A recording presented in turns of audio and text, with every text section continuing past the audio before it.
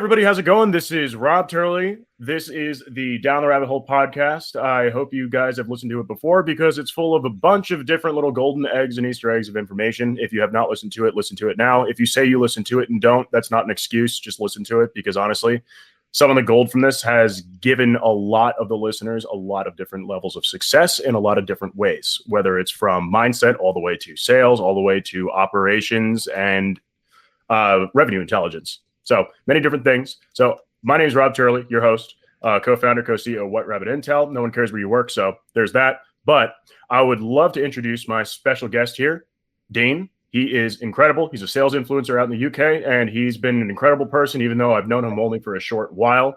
He's pretty awesome. His content's fantastic. You should definitely check it out. Follow him on Twitter, follow him on LinkedIn. So Dean, please introduce yourself. Hi, Rob.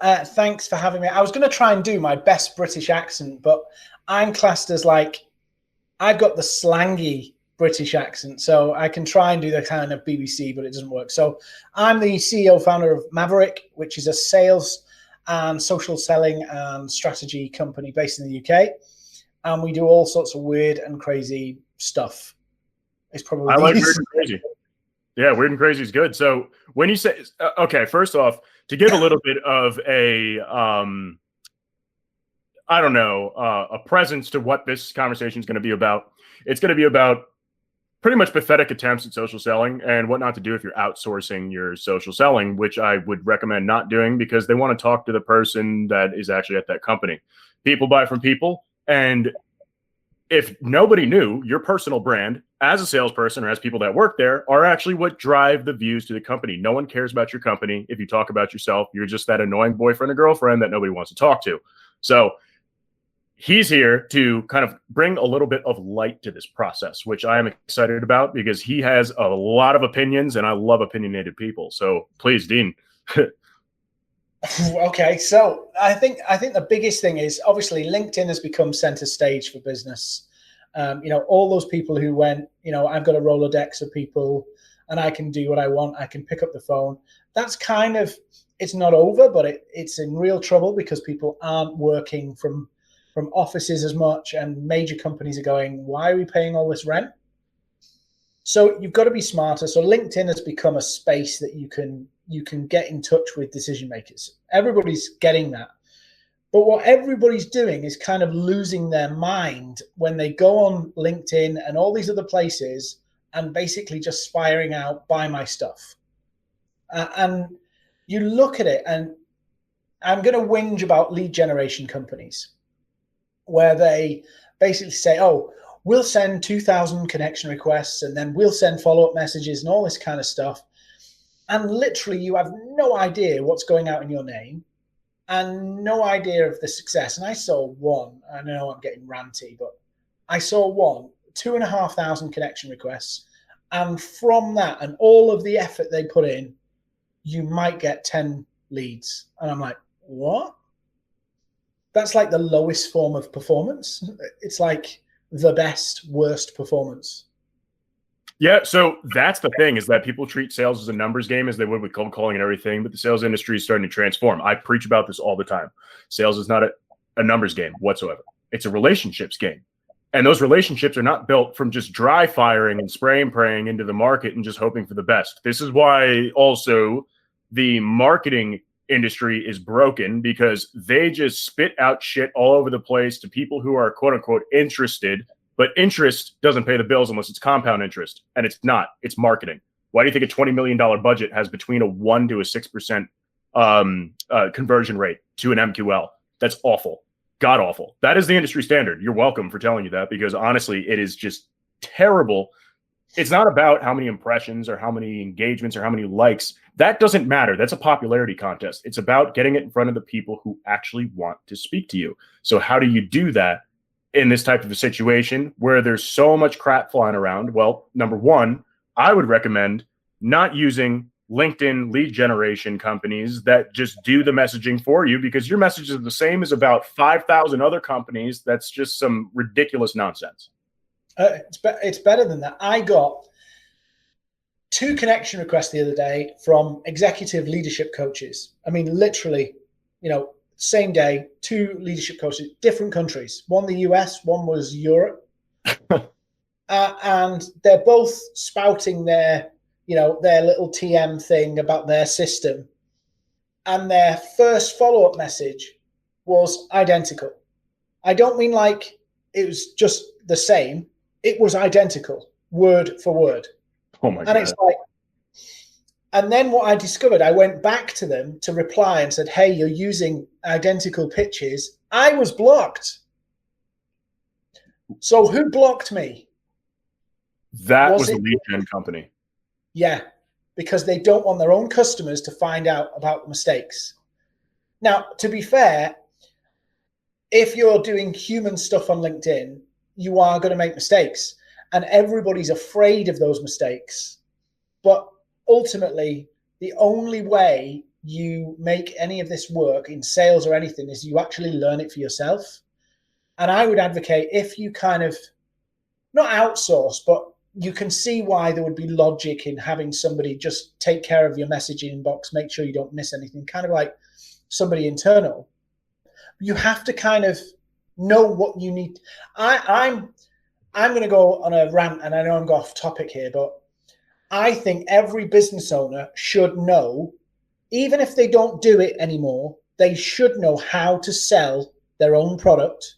They should know how to make bank if they had to, on their own. They should have some basic sales skills. They should have basic understanding about pain points and how they talk to customers. Because how can they make a decision about what's good for their business if they don't understand that stuff for themselves? It's true. Bit of a rant, I know, but no, it's true though. So many businesses don't know how to sell their own product because they've been outsourcing it for so long. Yeah. These standard practices when it comes to cold outreach, those things that you read in a book where it's like, okay, this is how you use LinkedIn. This is how you reach out to people. None of that is like that anymore. Social media has become more of a real thing. When I say real, I mean social. People don't understand that the word social in social media quite literally means social. It means to talk to people. So approaching people at just a direct product outreach perspective. I mean, who in the world would just give someone the time of day if they were to just walk up to you randomly and they just went, you should buy this thing? That is someone who's trying to scam you, try to steal something, or trying to kill you. It's one of those three. And I would either run away if that was the option, if they were bigger than me, or I'd punch them in the face, or I would just try to find a way to just weasel myself out of that situation as fast as possible. Why do people think that would ever work? Because it's in a digital format. I don't understand. So here's the way I put it. When they do that kind of cold outreach and do the whole buy my stuff, 7-paragraph War and Peace pitch of how wonderful they are, the awards they've won, and all this kind of stuff, I said, so basically what your strategy is to get people to consider whether to buy from you without you ever being involved. That's basically what you're doing. You're giving them all the information to decide there and then whether they think you're worth it, and you don't want to be involved in that process. And they go, no, we really want. So what are you selling? Are you selling, here's my stuff, do you want it? Or are you trying to help people find a reason why you could be interesting and want to know more? Right. And when you kind of get that out there and you go, everybody goes, shit, I've just been giving people information and hoping they'll decide in my favor. Almost like going in a courtroom and here's my evidence, and now the judge will decide. No. You want to present your argument. And you're not going to do that in a message. You're only going to do that in a conversation. And everybody thinks, social media is this thing that's going to change their business. Well, if you're B2B, 90% of the sales are going to end up in a conversation. Yet everything you're doing is saying, actually, I want an analytical decision from you there and then. Yeah. I mean, I couldn't agree more. Like with my company, for example, we've had one time that someone bought the product without talking to somebody first. One time. Mm-hmm. And then they followed up saying that they bought it to set up a meeting. They still want to talk to somebody. Yeah. So what in the world do people think that someone doesn't have a conversation with somebody because in B2C, sure, it's a product, you can use it. It's something that you hold in your hand and it's something that you interact with and everybody uses and it's a popularity thing or whatever. But when it comes to B2B, it is a business's decision. The business decision is based off of a lot of different people making that decision. So they need to talk to somebody so that they can get a perspective. Perspective is one of the most important things. And then building the rapport, building the relationship, and giving them perspective, walking them through it, helping them solve their problems. So it's not about, here's the solution, use it. It's about, what is your problem? Let me help you solve it. It's showing that you care about them and their business, and you are helping them proactively solve it and showing them that it does matter to you because they matter to themselves. Why wouldn't they matter to you? If they don't matter, who wants to not matter? That's what you're giving off in the perspective of, okay, I'm going to put my stuff out there. People are going to buy it. No, well, you're not adding any level of perspective or usefulness to it. So I don't get how people have not actually realized this yet. It blows my mind that this is an unknown. It's because it feels quite fulfilling. There's almost like a dopamine rush of going, I've sent 100, 1,000, 1,000,000 messages to people, and surely the numbers will work in my favor. And it's like, no. If you're selling B2B and you can't, if it's not going to result in a click to buy, it has to be a conversation. And as soon as you realize my goal on LinkedIn, cold email, wherever it is, my goal is I have to have a conversation with this person. Suddenly you start to unpick everything you were thinking about doing and go completely different. Putting yourself in the buyer's shoes. Yeah. It's one of the biggest points of failure. Would you buy something without talking to somebody first in a B2B environment? Would you? No. You have to be fucking crazy. When I was looking at your White Rabbit software and everything, we went on a call and I probably grilled you more than most because I wanted to see how it worked and all that kind of stuff. But you have to. The other thing is what they do is they sell whatever they're offering.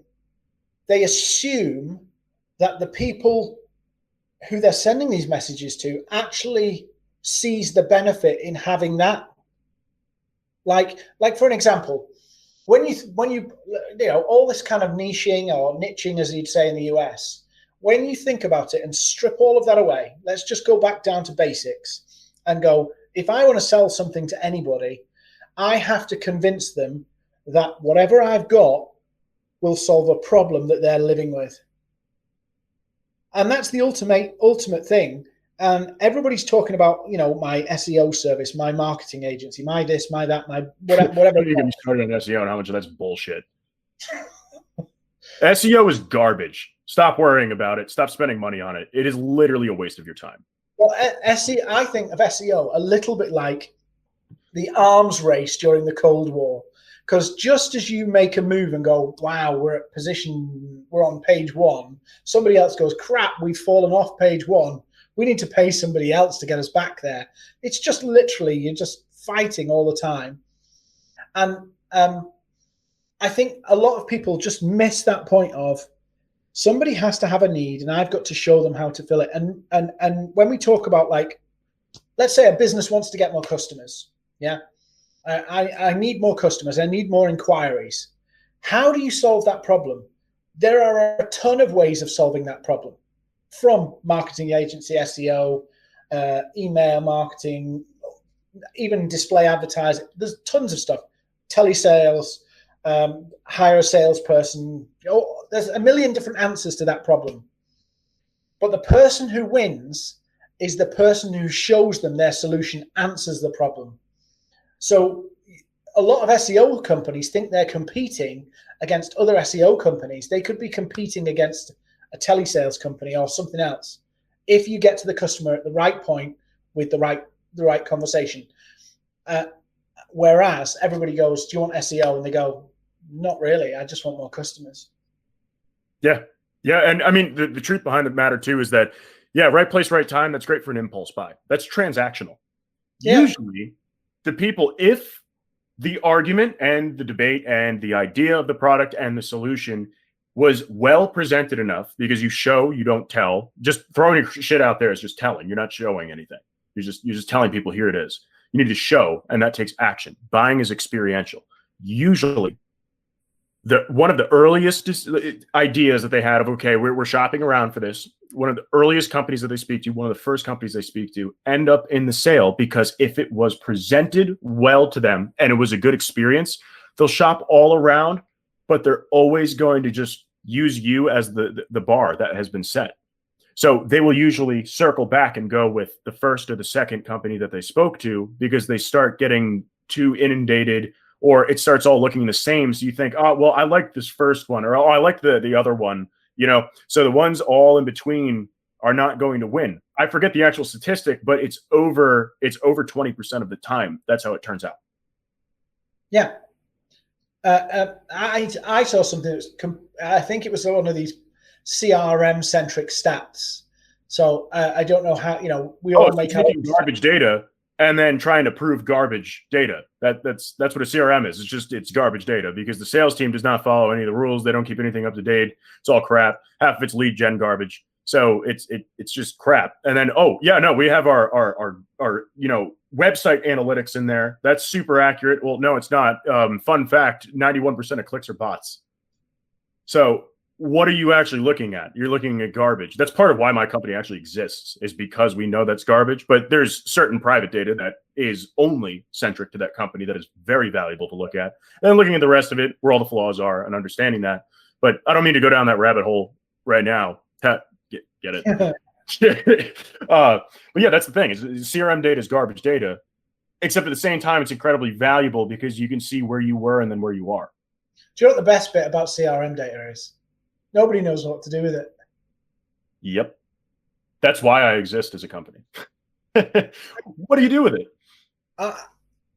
I was looking at one particular CRM the other day, and somebody had used it, and they said, the problem is we've got so much information now, and you know, some of it's tagged and some of it's not, and some of it's quite tricky to export into, like, let's pull it out by status. Let's figure out where we're up to. And it's quite tricky unless you've got one of these all singing, all dancing that costs you 6 figures a year, CRMs. They don't want you to export the data because they don't want you to be able to easily migrate the data to switch. That's why.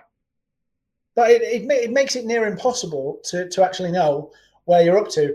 And coming back to what we're talking about with dodgy lead gen social selling strategies, when people use automation, the problem is the automation is better than they are. So I think I told you about this the other night when we were talking. Somebody messaged me asking me to be part of a panel, which was basically one of these kind of, you know, I'm going to ask you something that sounds really good, but actually I'm going to sell you something. I replied back, no response. Yeah. Then I got the follow-up, just circling back. And it's like, oh, there it is. You've kind of like, your automation is working better than you are. And so now you have a situation where you're prospecting at a pace that you can't even sustain the follow-up. It's true. It's true. And automation is part of the problem, often because, yes, it is more efficient than humans, but that doesn't mean it's more effective. The communication aspect of it, I think we should ditch. It's people want to talk to people. I think automation is very powerful if it's for, hey, sorry, you missed the meeting. Would you like to reschedule? That could be automated. Rescheduling a meeting, because what are you going to say? Let's reschedule a meeting. Or, hey, sorry, you missed it. Let's reschedule. There's like 4 different ways to say that, or 5 or 6 or whatever. Like, you could just word it any way you want, but it's really the same message. Everybody says it the same way. It means the same thing. Or, hey, reminder that we have a meeting at whatever time at whatever day. Great. Reminders. We're just doing the housekeeping work, I think, is very effective. Or if someone after a meeting, they say, hey, I haven't heard back from you yet about that. Okay. Yeah, that's okay. Except at the same time, you don't want to do, oh, just checking in. That there's no value in checking in. If you are going to check in with somebody, I cannot say this enough to people. If you're going to check in with somebody, do not put the fucking subject is checking in. No one wants to read that crap. You're being annoying. You're coming off as needy. The worst possible trait in a human being is being needy. Nobody likes the needy person. Nobody likes the person who talks about themselves. We avoid those people in real life constantly because nobody wants to be around them. Why are you being that way in a sale? You're being the worst thing ever in their eyes, being needy and asking them of something, or to, like, you know, look at your email, filling up their inbox or whatever. If you're going to have a check-in, And that ties back to why selling is just like dating. It's the same thing. Nobody likes the needing person. Nobody likes the person who talks about themselves. But the point is, why are we following up like that and not finding more creative ways to do it? I mean, if you're going to check in with somebody, as I was saying, you want to put something where it's an update, an actual update, or you're giving them more, hey, forgot to pass this on to you, to pass on to your team so you can know more about this. Don't show all of your cards and give them all the information. Be specific and be robust, because now shorthand messages don't really fly anymore, is what I've found. They want all the information, they want specificity, and they want less messages to be passing back and forth because there's too many going on in the first place. Give them an update, or don't show all the cards in your deck. Take a little bit out of it where it's not necessary for the sale or what you talked about or the solution that you discussed or the entire the diagnosis of pain and all that stuff. Just say, hey, by the way, I forgot to mention this. This is another value add. That could be a value add to them. It's not that hard to hold back a little bit. You don't just say, when you're playing poker, you don't go, hey, everybody, I've got 2 aces and I've got a jack. So what's on the table right now is another ace and a jack. So I've got a full house, ace high. All right. Like you're not going to just yell that playing 3-card poker in a casino. Terrible idea. Yeah. And I think people underestimate how you've got to keep that flow going in that, from you've given them you've had the conversation, you've got them there in a consideration period, particularly if it's a bigger sale. You've got this kind of mulling over that they have to do, particularly in bigger organizations. A lot of people just go, all I've got to do is assume that they just forget about it and it'll come back up. What you've got to do is keep that idea of having this alive. And there's a difference between, hey, I really want that sale and I don't want you to forget me, to no, you've got to keep their passion for doing this deal alive. Right. Why it means something to them.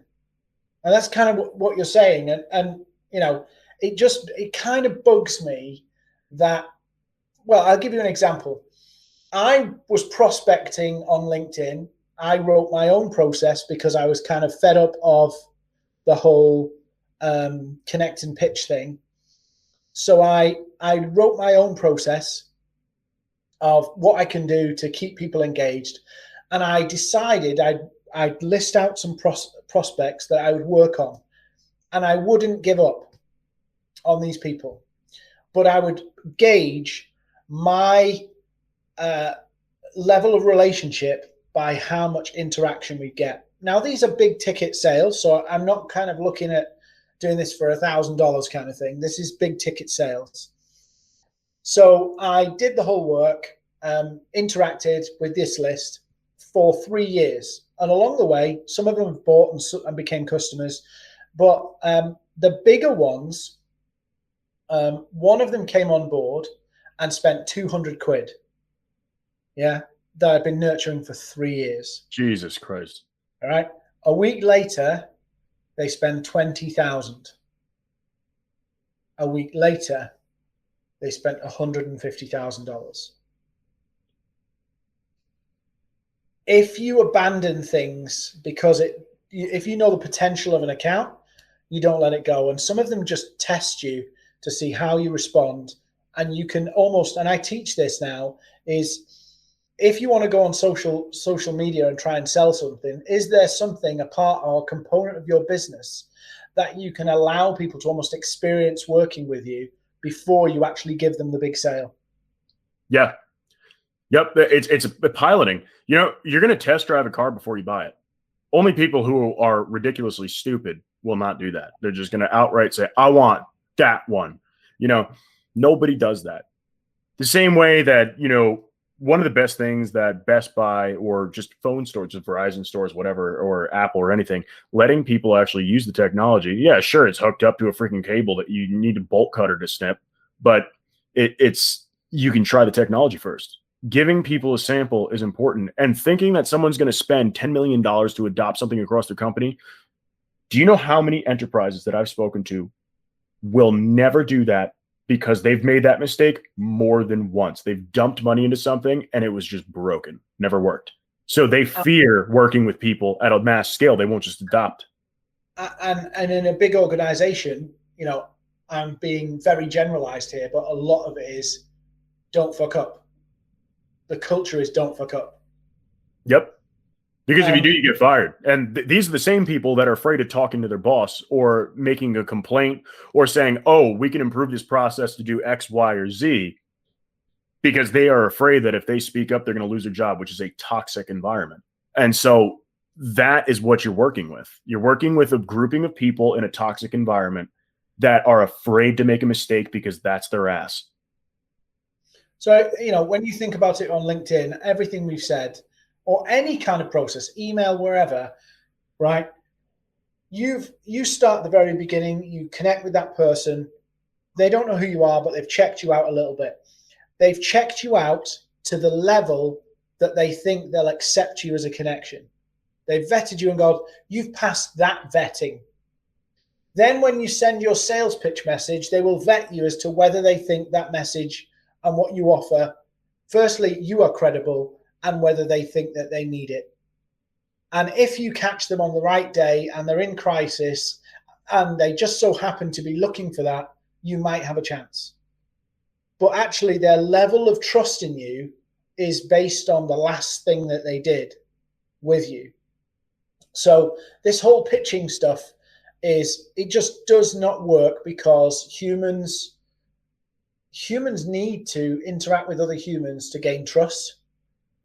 Because especially now, you know, the amount of fake profiles and people just making stuff up is just everywhere.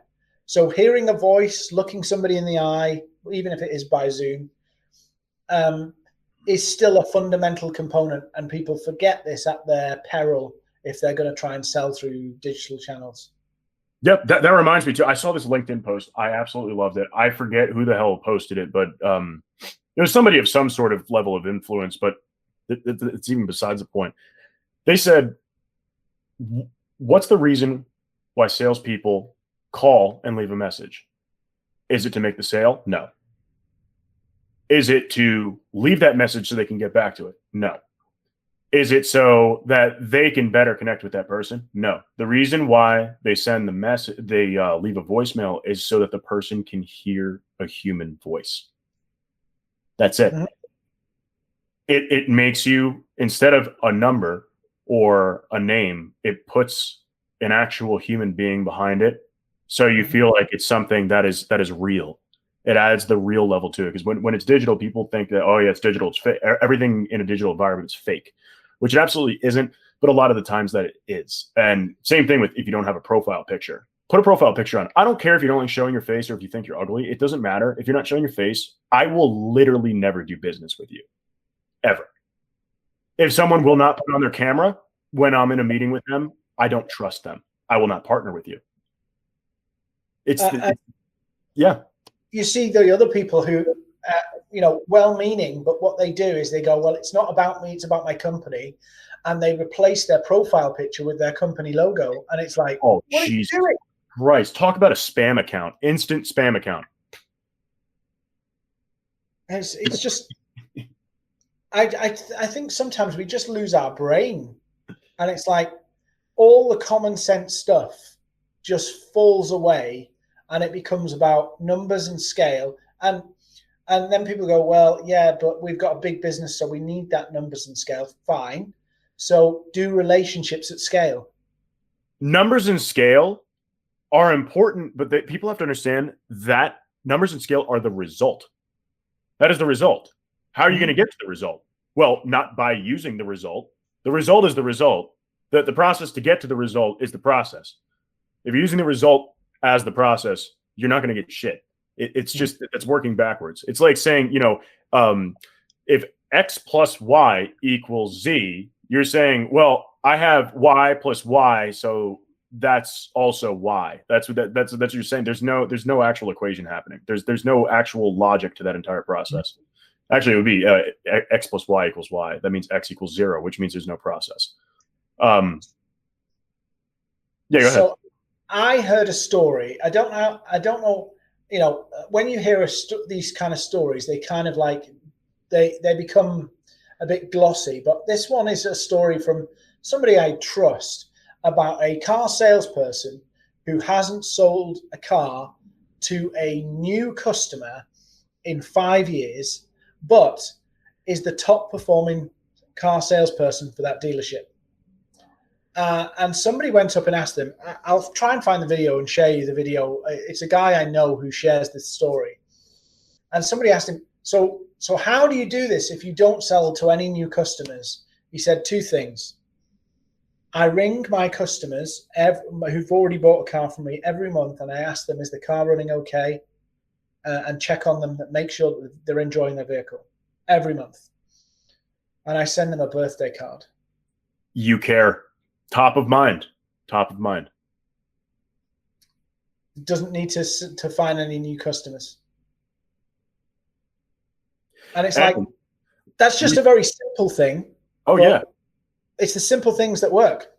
Yeah. Well, I mean, retaining customers is actually more profitable than getting new ones with a high churn rate. It's not about, okay, we need more customers. We need money now. That's often where the point of failure is. That's the linchpin, is that you don't need new customers. You need to maintain the ones that you have, because if you weren't losing them, if you divided the loss rate by 4 and then halved the acquisition rate, you'd be doing way better. Way better. Mm-hmm. Yeah. It's one of those things as well. One of the big things that bug me, and I think one of the reasons why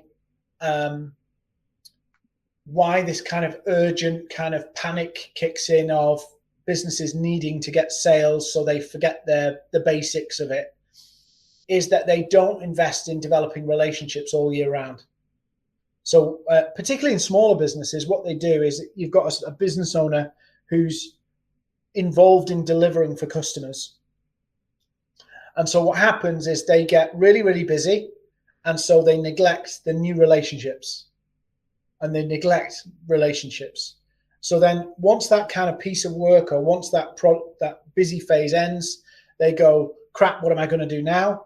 Lose their mind because their own internal sense of panic and urgency, and that panic and urgency hits the keyboard, or hits LinkedIn, or hits emails, or hits the phone.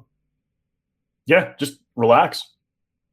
Learn to relax, meditate, or just go out and do something. Get a hobby. You know, that's a thing that, you know, I'm an entrepreneur, and entrepreneurship is actually very lonely. It is, just by nature, because you're working so much that you don't really have time for social engagements. A lot of your friends drop off. You meet people, they're acquaintances. They're not really your friends. You don't see them very often because you don't see anybody really often. You see your computer screen and the people that you work with more often than anything else. And that is such a foreign concept to a lot of people. And it's a foreign concept to actually have a social life to entrepreneurs. So getting a hobby, or actually doing something with your life beyond just the computer screen or your colleagues, is very important. I feel like that's a huge lack.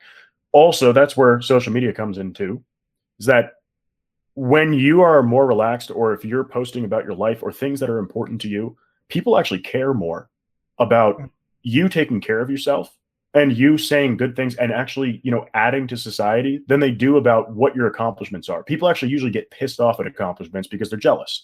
No one cares about your accomplishments or your award. Cool. It's cool that you have it. It gives you credibility, but it doesn't help the relationships. What helps the relationships is showing that you're a real human being.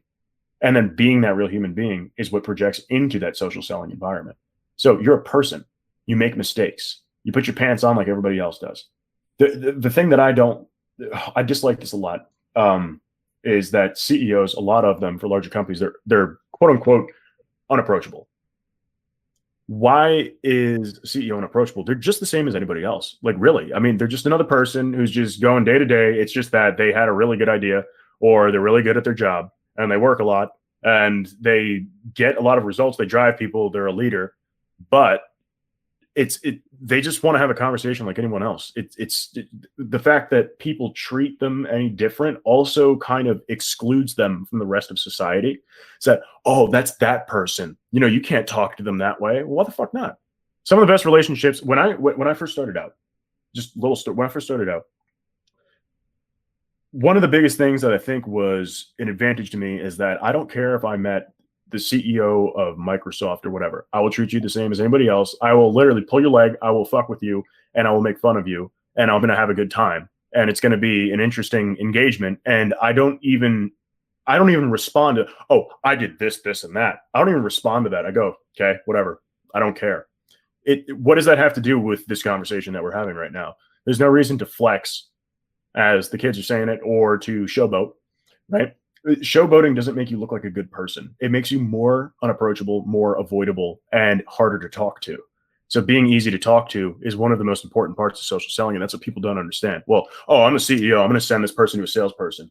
Oh, if I'm talking to a CEO and they send me somewhere else, fuck you. Oh, yeah. That's a common one. You see a MD or CEO's profile being used, and then let's have a conversation, and then they bin you off to somebody else. You're dead to me at that point. That means I am so unimportant that you told me to fuck off to someone else. Yeah. You immediately know. And when I'm talking to people about LinkedIn specifically, and they say, right, so who's the salesperson here? Who is the salesperson? And they go, oh, no, marketing does it. I said, no, forget it. Marketing are not going to get you any conversations whatsoever. In fact, most marketers run from conversations. Yeah. So I said, no, this is a salesperson. You've got to be on the other side of this. But, oh, no, but the CEO won't let me. And it's like, oh, no. If the CEO wants sales, get somebody else who will have the conversations to go and do it for you. Don't do it with your own account and then fob people off. No, it's terrible. That means you're just like a reseller, or you don't care. I mean, I think a real life situation that's pretty easy to understand would be a good analogy here would be, imagine if you went to a restaurant and you sat down at a table and they said, oh, this person's going to be your server. And they say, hello, all the niceties are done. And then when they walk up to you to grab your drinks and you're ready to order your drinks, they just go, oh, hey, Kathy, could you come over here and take them? I don't want this. How are you? I would walk out of that restaurant. Yeah. That's what you're doing to people. You're going, nah, and then just passing it to another server because they don't want to even look at you. Yeah, it's nuts that we think this way. And here's the sign. Here's the sign. If somebody's reaching out to you on LinkedIn to say, oh, I can help you generate leads or something like this. If they're doing that to generate leads, they're either going to do the same thing for you. I always say to people, whichever approach you get from a lead generation agency is probably the approach they're going to do to you. So if you didn't like that approach, if you didn't like that, that's what they're going to do for you. Otherwise, no, I'll tell a lie. I had somebody reach out to me the other day with, one of these Loom videos where there's their pictures in one side and they've got your LinkedIn profile, asking for a conversation about how they're generating leads. So I went on it. And then they said, yeah, we do all our leads. We've generated over 1,300 leads last month. So I said, how do you do it? Cold email. So I'm like, so why did you use Loom for me and didn't use your own process to generate your own leads? And I'm like, yeah. Companies that don't eat their own dog food, they don't use their own technology, they don't follow their own services. It's hypocritical. Yeah. So it's just, I don't understand it. If they're going to hit you up on LinkedIn and that they're offering lead generation services, surely their services, they hit people up on LinkedIn. Not, I'm going to hit you up on LinkedIn and then sell you some other amazing method. It just doesn't make sense. Yeah, I mean, LinkedIn is kind of a end all be all when it comes to conversations with people outside of like an email type of deal or whatever. People are kind of trapped in there. So even if they do other types of outreach, they're going to use all aspects of it, except if you're selling lead gen and you're not selling every type of lead gen, why would you just do one kind of lead gen? Doesn't that seem really limiting? I don't understand that. Like, who's going to buy a company that just does cold emails? Aren't you going to go to a one-stop shop? We do cold emails. We do videos. We do LinkedIn lead generation. We do, you can buy lead lists. You can do whatever. If they didn't have everything, I wouldn't even be interested. Like, what's the point of that? Like, I mean, I'm gonna hire 4 different companies and pay 4 different bills to get the same shit in different directions. I don't think so. and then probably hit the same people up, different Yeah. multi. Yeah, I just don't understand. And I said this on LinkedIn. I said, if you can't, as a business, generate your own leads and your own sales, you don't have a business. I mean, Yeah. really, I can understand B2C because they're, doing mass scale stuff. But if you're a business doing less than, say, $2 million a year, you should own your own sales process. You should have the ability to, or know-how internally, to generate your own leads. Otherwise, it's a bit like, let's flip this round. Let's flip this round and go, actually, we're on Shark Tank or Dragon's Den in the UK, and they come on and do a pitch for $1 million for this amazing business. And then when they dig under it, they realize you're a reseller for somebody else. Would you invest in that? Probably not, because you don't own the IP of what you're reselling. So why, when we flip it round, would we think it's a good decision to pay somebody to give you sales? Now, I understand a big scaling operation, but you really want to own that thing. You really want to own your ability to generate leads, because that's the tap you want to be able to turn on and off. Not ask somebody else, if we pay you some money, will you turn our tap on for us? Because that creates a reliance too. You cannot exist without that company's existence. Yeah. That is the worst thing you can do as a business, is not be self-sufficient. Because if that business sells out, or if they decide not to work with you, or if there's a PR nightmare and it can't happen, or if they get sued and go out of business, your company is utterly fucked, because you have nothing. Yeah. You can't sell for yourself. You can't do anything. I mean, even if you outsource all of your marketing, if you're outsourcing all your marketing, you should have at least one marketing person so that they can continue to post and do stuff, and like do stuff that's specific to your company, maybe drive some specific campaigns or whatever. If you're outsourcing all of your marketing, if you switch marketing companies, you're back to square one, where they have to figure out how the hell your company works, who your demographic is. You think they're going to pick up where the other marketing company left off? Hell no. Hell no. And you think that marketing company is going to share all that data with you? No. In your dreams. They're going to hold on to that, because you have to come crawling back to them if you want more, or if you want to use it. Of course, they're not going to share that. I mean, I don't mean to bat on it, but some marketing companies, some of them that we try to sell to, they say, "Oh, well, can I process data, and then can I hold on to it and not have the customer see it at all?" My answer to that is no. It's their property. It's their data.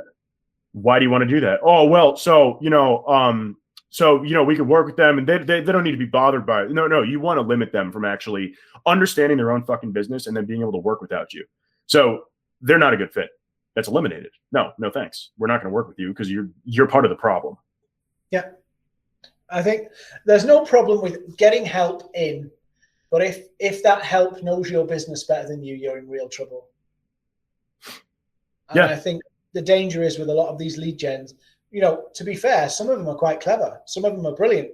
But I don't think that's because I think a business should understand their key customer pain points. And even if they don't do everything in-house, they know that if they wanted to, they could just like hire the people and away we go. They should at least do a percentage of it, so they're actually practiced in doing it themselves too. So not just, oh yeah, we have the ability to. It's like, we know we can, because that's your insurance policy. Yeah. And if something changes, they go, right, new plan. Let's bring all our marketing in-house, or bring all our sales in-house, and let's go. Right. Or work in part with the outsourcing, where if you don't want to hire an entire marketing team, have a director. Mm-hmm. Have that director direct the outsourced team. Because you don't want to hire the team, you just need the assets. You need the resources and the assets. So you could do that. Just have the person leading it. So if you had to hire internally, if that team went, missing out of nowhere, you can hire the right people for it. I mean, it would be difficult to shotgun hire good marketing people, because I don't trust marketing people as far as I could fucking throw them. Because most of them just sit there and they just do what they do, and they're not even sure what they're doing. Where are the metrics? What metrics? Well, how do you know this is working? Well, there's a lot of interaction, and people saw this thing. Okay. Well, you kind of get two groups in the marketing world. You get the people who've been dumped with marketing, in other words, office managers and things who are doing the best they can for the company, but it's just been kind of dumped on them. And then you've got the marketing department, which is, the best marketing department goes, actually, this is the budget we've got this year. How are we going to make sales with that budget? I don't hear that conversation a lot in marketing departments of how they're going to make sales with this money they've been allocated. What I hear is, what campaigns are we going to do? What we're going to cover? I don't hear this whole connection of marketing budget, sales. And I don't mean just like throw it into Facebook ads. I mean, how are you going to use these budgets to actually aid sales? And what you find is you end up with marketing department doing one thing, sales team doing something totally different. And the sales team just make up the resources they need because the marketing stuff doesn't do it. Yeah, there's been such a disconnect for so many years. They're different divisions. They should be absolutely intertwined and connected. They should be working together at all times. I mean, with my company, we have marketing meet with sales and they talk about it. What happened on the front lines? Great. Okay. What content do you need for those front lines conversations? Okay. What campaign is happening and how is that supposed to work with everything else? Those conversations need to happen because if there is that disconnect, how are you supposed to convert anything? Why do you think MQL to SQL is such a low conversion rate? Because there's such a disconnect. The marketing campaign has nothing to do with the selling process that they have. It has nothing to do with the assets that they're using. It has nothing to do with the people that they're talking to, or they're completely targeting a demographic because they're so focused on that interest-based idea. All these people are interested. I need to send them to sales. Okay, great. The sales team is, one, not prepared to talk to that many people. Two, the people who are interested are not actually willing to buy. They're just interested. Or three, they don't have the assets or the resources available or the right salespeople for that demographic. They're selling to the wrong people in the first place just because they're interested. So there's that huge disconnect of who should they be targeting in the first place? Well, they should be targeting the people that they're marketing. So the marketing team should be targeting the people that their sales team have the ability to sell to. Say this all the time.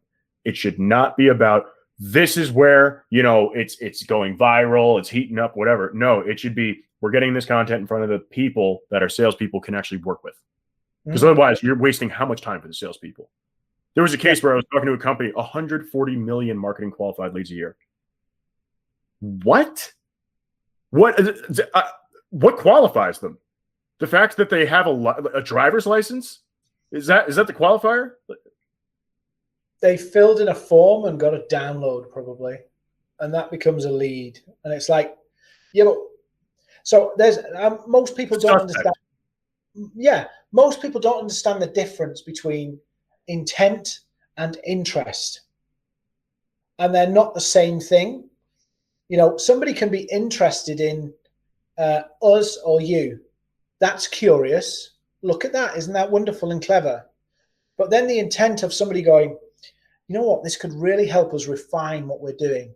I can see how this could help us shape who we go after and who we're more likely to convert. I can see how that could happen versus that's an interesting new gadget. Interest doesn't pay the bills. No. It just doesn't. I've been interested in a lot of stuff and I just don't, it doesn't matter. It doesn't matter. Like I look at stuff on the internet all the time. And if you're going based off, a PPC kind of pisses me off too. PPC, pay per click. Okay. Bots are clicking 91% of the time. Okay. And how many people, the last time I clicked on a pay per click ad was because I accidentally missed that. Nobody falls for that anymore. So I told you just before we started recording about my little pay per click test. Yeah. Mm-hmm. So I decided to provide a free piece of value with no opt-in and a button that people could press after they'd watched the value if they were still interested. Now you think about that and go, no, I want to capture everybody. No, I just want to capture the people who've gone to the extra effort to say, I'm interested. In other words, they've seen it, that I've given them the juicy bit, and they're still wanting more. They're the people I want to talk to. Versus I put this big opt-in thing in front, get a ton of people, and not know who's interested and who's not. And we just don't think that way of, actually, I want the intent. I don't want the interest. I don't mind the interest, but I'm not going to sell to everybody who's interested. I don't have enough manpower, hours in the day. And, well, yeah, I need to focus on where we will get the most results. And people have different interests than they have intents. I mean, I'm interested at looking at, let's see. I like looking at the new processors that come out. The new processors by AMD and Intel, whatever. Mm-hmm. I buy a new processor once every 3 years. I look at them all the time because I'm interested in the technology and I want to keep up with it. But once every 3 years is when I will actually have the intent to buy it. So if you're banking off of interest, you're probably spending thousands of dollars on marketing and PPC on me. And I will only buy once every 3 years. And it's going to be an under a $500 purchase. You're losing money on me. Mm-hmm. That's going to be the majority of the time. And I was talking to somebody earlier that to using a PPC model, that to make roughly anywhere between a $2,000 and $5,000 sale, to $2,000 to $5,000 sale using PPC to a call, costs you anywhere from $250 to $500. And I'm like, okay, ROI wise, it's still a 1 to 10. So marketing, it's brilliant in that sense. But what the fuck could I do with $500 to get more clients? How many times do I give Facebook $500 to get a phone call? Yeah, it's crazy. It's crazy. I mean, when I've done Google ads, I mean, I've with the calls that come in, there's been calls where it's someone looking for car parts. You clicked an artificial intelligence link and they say, hey, do you have a part for a Ford truck? I'm looking for a 67. Like, that's literally the call that I got. And I went, so I picked up the phone. I was like, you what? Yeah, I was like, yeah, I'm looking for, who do you think you're calling? You know, he's like, is this White Rabbit? I was like, yeah. He's like, yeah, I'm looking for a Ford. And I was like, no. We sell artificial intelligence technology, like software for businesses. And then he just hung up. There is nothing that had to do with anything about cars on anything, any type of information or piece of content we've ever released. You still get that. You know what that cost me? $1.50. That idiot cost me 15 minutes and $1.50. Yeah.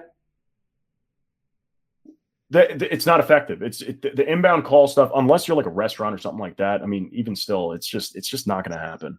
It's not going to happen. It can happen, but. So here's my theory. If you're going to spend, let's say, for example, you're going to spend $250 to get a call to a sale from ads. How many calls do you want a week? 50, 100? I don't know. How do you think they fill that gap? That's huge amounts of money that you're throwing, not to get one, but there's huge amounts of money you're spending on the wrong people. I mean, literally, you'd think about it, right? Let's say $250, they go through a whole load of ads and retargeting and all this kind of stuff. Are we saying that we spent $250 on that one person? No, that one person is carrying the ad costs for all of the ads that didn't work. So then you go, well, hang on a minute. What if you move that money and went, actually, we understand our customers better, we get better intel on our customers, and actually we deploy that on really showing the people we know we can sell to something that really works and is valuable. That is music to my ears. We worked with a company. They were driving SEM. SEM conversion. That was like, oh my God. They somehow managed to make 37.6% of their clients at SEM conversion-based clients. How the fuck they did that amazes me. I have no idea how that's even possible. They work with thousands of people. That's nuts. But after we processed the data, we showed them that the reason that they're not making any money is because of SEM. So with the amount of money it costs versus how much money they're paying, their profit margin was 5%, and they're selling software. That should be like 75, 90%. That's what it should be. 5%, and they couldn't figure out what was going on. They're sinking all the money in the wrong stuff. Yep. Let me tell you, after that analysis, a lot of people got fired. It's the same it's the same in whatever you do, whether you're doing cold email, not necessarily in budget, but in you've got a list, you've got a target audience. You know, when you're playing at this stuff, 97% of it is wasted. And it's like, we'll never be 100% efficient. I'm not saying that we'll be 100% efficient. It's just not going to happen. But if you get it right, you can make sure that as much of that energy, resource goes to the right people. And the reason why people can't do that is because they're spending a lot of time and energy and money prospecting the wrong people to find the one, the needle in the haystack. And rather than just go, what we need is a magnet. So in my world, I would call this a magnet in the sense of what are we doing to actually attract and see who those people are that are interested. And in your world, you're actually going, let's just crunch what you've done and see and use tech as a learning tool rather than a doing tool. You need to do the doing, but let it join the dots that you're missing so that you understand where to put your energy. Yeah, it can see more than you can, because if you think you can see through all of those millions and millions and millions of pieces of data, you can't. We've evolved over thousands of years to just not do that. Yeah. Well, I told you my story. I text you my story, right? Yep. We tried the whole white rabbit, and we generally avoid the techie industries because all they do is fuck shit up, and they try to do things for you that aren't working. That they force it down your throat. So the industries that we avoided as a business were all the techie ones because we just had all these things of you know, a bit more analytical and all this kind of stuff, and it's more difficult to get relationships going. So we avoided them and went for all the other industries, and then we ran it through White Rabbit, and they came out top on our customer data. So we ran this campaign just to test it, to see what happened, and the majority of the responses were coming from the IT and technology sectors, and it was like, fuck, we missed this. The whole time, avoiding it the whole time. Someone told me, oh, we only sell to universities 68% of the time. I know my data. That's the majority of our sales. No, you've just been doing the wrong thing for a really long time. Yeah. That's it.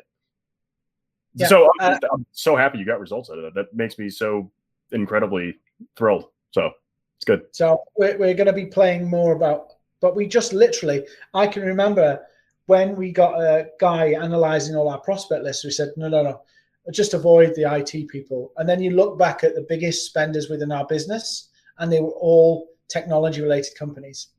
Yep. Oddly enough, they're also the ones, why would they be also the ones that have a higher than average spend?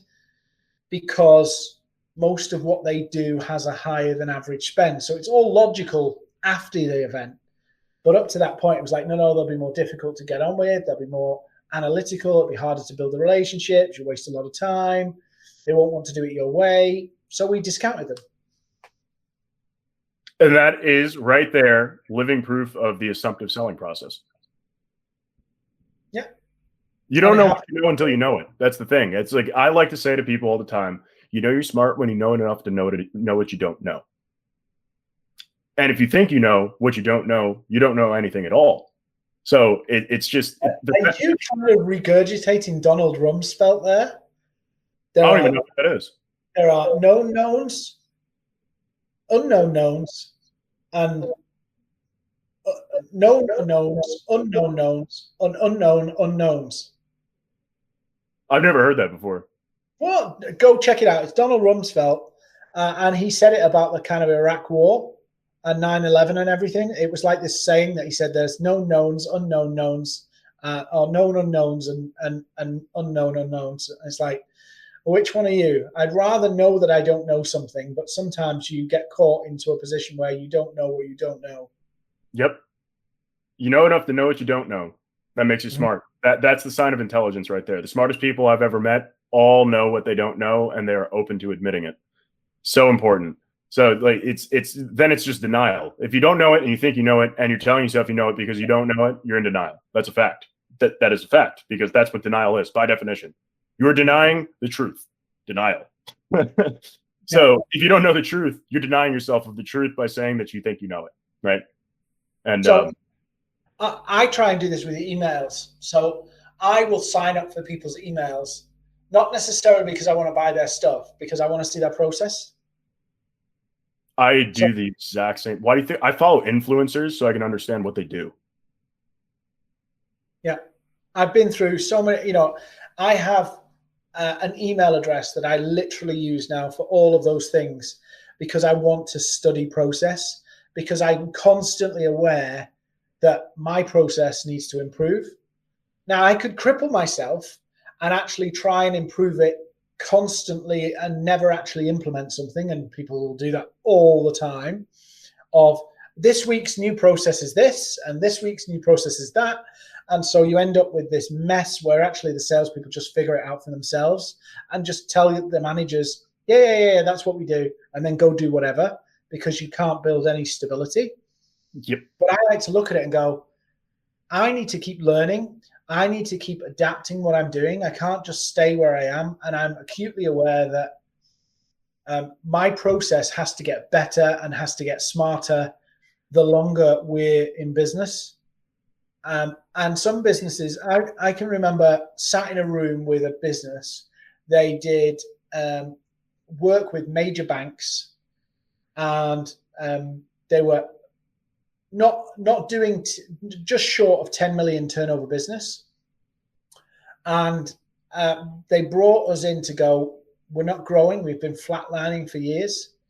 Welcome to the banking industry if you're not the bank yourself. and it was like, okay, so the first thing is very confrontational, a lot of salespeople in the room. And it was like, so we want to know what value we're going to get from this session. And I'm like, well, let's just dig into the session and let's work this out. We need to find out what's going wrong. Yeah, but we want to know deliverables. And I'm like, I can't help you until you talk about what's going on. Yeah, it's the expectation of result when you don't know what's actually happening first. I love that. It's like, okay, what am I going to get out of this? If it's a workable service or product where it's something you learn over time. I mean, I have the same problem as you in this then, because we have a product. I mean, it's rare to have a product that doesn't give you a defined outcome, but that's the magic behind it, is that, well, what is this going to be for me? Well, I don't know until you use it. Because it could be a lot or it could be a little bit. I know that it's going to be more than you have, but that's about as much as I can give you. So it's like marketing content that I guess just content we put out. You will have anywhere between a 5 to a 300% increase in revenue within a 6-month period. Why is it between 5 and 300%? Because it's going to be somewhere within there. Most people shoot higher, but some people are lower because they don't actually listen to it. So how are you supposed to market something, or how are you supposed to explain something to somebody where there is no definite outcome? Then you're guaranteeing, when guaranteeing is the worst thing you could do in any business. You under promise, over deliver. But if you don't have an expected outcome like that, like these people could have potentially never even learned anything from you. And then I got no value out of it because they didn't listen. It's like talking to a brick wall. If they didn't want to listen, or if they didn't want to tell you what was happening, that could have happened. So how do you explain that to somebody? So we're running out of time. Like I think we're over time, but that's okay. It's been very interesting. But the last thing is that how would you explain that to somebody? Well, I'll tell you how I did it. So when they said explain the value of me in this conversation, I literally said, well, you've got to build deeper relationships. Say, no, we know everybody in the city. We've got a Rolodex full of people. I said, so why aren't you 100 million turnover then? And I said, they quibbled for a little bit, and it basically came down to, actually, you know everybody's name, but they don't have a relationship with you where they trust you to do business. And at the end of the day, whatever it is, people go, what am I going to get out of it? well, this is what we've said, and this is what we've experienced, and this is what other people have seen. But it's only the relationship will let people go, I trust you enough to give you that shot. Because I can go make a website and say, I can make you a billionaire in 30 days if you give me $10,000. And I can make up fake reviews. So what makes it different? I can go onto Wix, build a website, get a virtual phone number, make a LinkedIn company page and say I've been around for 15 years and I've been successful in making people billionaires in 30 days. What makes me different from a real legitimate business? And ultimately, if you want to do business properly, you have to build the relationships that people can see past these kind of sizzle, as we say, and see real people that actually stand behind what they're saying and look you in the eye. Yeah, that facade will shatter very quickly in a lot of cases. There's been cases where we've gone to work with people, or actually partner with people, and they ultimately don't do anything. There's no business there. It's like a shell it's a front. They're just trying to take money from people, and it's sickening that people can even do that. But on that note, we do have to end it. I'm sorry, Dean, but I want to say thank you so much for being here. It was awesome. Yeah, thank you. It's been, I'm sure I've took up too much time, but no, it was brilliant. Always love chatting with you, Rob. Oh, yeah, of course. And so everybody out there, again, this is Down the Rabbit Hole podcast with your host, Rob Turley, co-founder, co-CEO at White Rabbit Intel. Then I have Dean Seddon here. He's a fantastic bloke that you should definitely check out. Everything, all of his content is Twitter and LinkedIn and everything is all posted in this podcast in the description. So look him up, follow him, see what he's doing. He's got a lot of interesting stuff out there. Click his PPC ads because they're actually valuable. Not to roll up your bill or anything like that, but I mean, I did, and I don't even click those things. I saw it and I was like, shit, well, I got to check that. So I was one of the people. But yeah, no, he's absolutely fantastic, dude. And please follow the podcast. Had a fantastic time here. And please follow the White Rabbit. Yes, hashtag follow the White Rabbit and hashtag DTRH podcast. Thank you very much. If you enjoyed this episode, follow Down the Rabbit Hole podcast for new episodes weekly on Podbean, Spotify, Apple Podcasts, Google Podcasts, Amazon Music, Pandora, and YouTube. If you'd like to apply to be featured on the podcast or recommend a featured guest, please feel free to email us at theteam@whiterabbitintel.com.